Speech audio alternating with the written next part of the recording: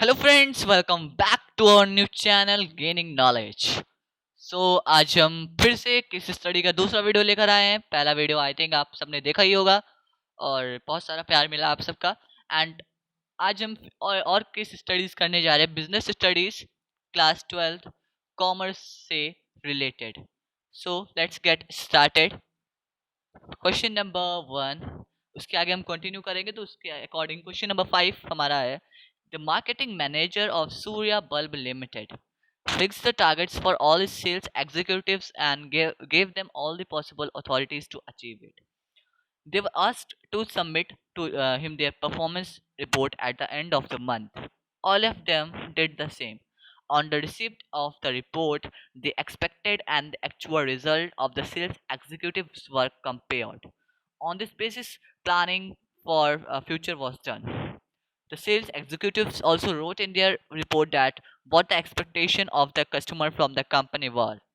Majority of them had written that they wanted the company to cooperate in the construction of dharmsala going on in the city at the time. The marketing manager placed this demand on the customers before the board of directors. This was happily accepted. Identify the two functions of management described above by quoting the relevant lines. एक marketing manager थे जो कि Surya bulb limited के थे। तो उन्होंने एक target रखना अपने सारे सेल्स एग्जीक्यूटिव्स के लिए। और उसको अथॉरिटी को दे दिया और कहा कि आपको एक महीने में इतना अचीव करना है। और उन लोगों को कहा गया कि आप लोग अपना जो प्रोग्रेस है उसको हर मंथ के एंड में सबमिट करना होगा। एंड सबने ऐसा ही किया। और सब जितने भी सेल्स एग्जीक्यूटिव्स थे उनके प्रोग्रेस को कंपेयर किया गया और उसी बेसिस पे फ्यूचर का प्लानिंग हुआ। और सेल्स एग्जीक्यूटिव ने लिखा कि ज़्यादातर कस्टमर्स की मांग ये है कि जो भी सिटी में धर्मशाला बन रहे हैं उसमें हम लोग कंट्रीब्यूशन करें। और मार्केटिंग मैनेजर ने इसको एक्सेप्ट किया, डिमांड कस्टमर की एक्सेप्ट किया। और बोर्ड ऑफ डायरेक्टर्स ने भी इसको एक्सेप्ट किया और ये खुशी खुशी से एक्सेप्ट हो गया।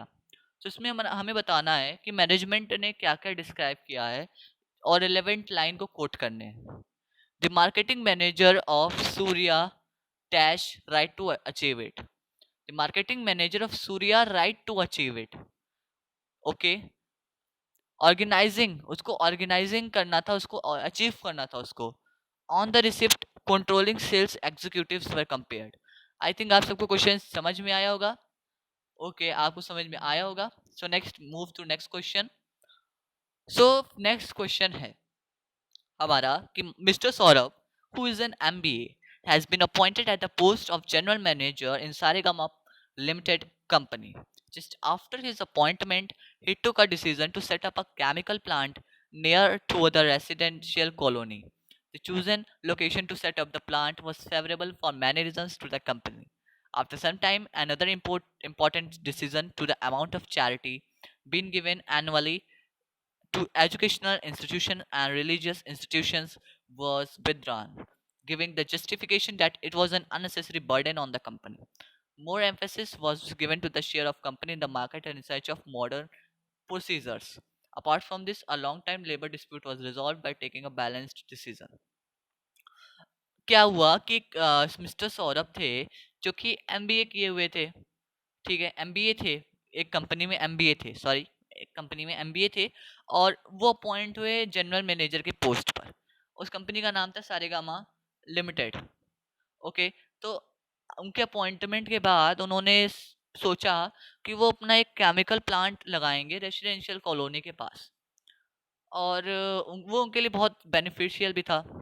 लेकिन कुछ दिनों के बाद ये डिसीजन उन्होंने लिया।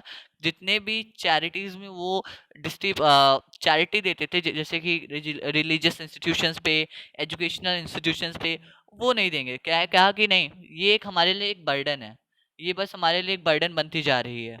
ठीक है, तो अब कंपनी ने शेयर ज़्यादातर अपने मार्केट में लगाए और मॉडर्न प्रोसीजर्स, मॉडर्न टेक्निक्स को लाने के लिए ज़्यादातर शेयर मार्केट में लगाए।